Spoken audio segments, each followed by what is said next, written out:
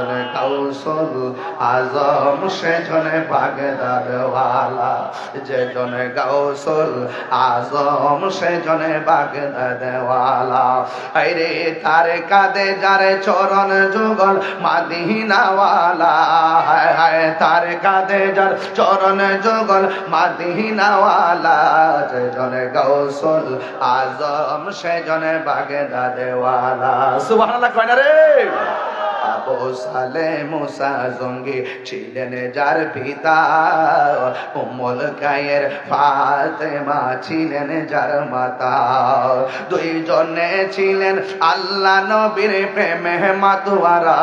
দুইজনে ছিলেন আল্লাহ নবীর প্রেমে মাতোয়ারা যেজনে গাউসুল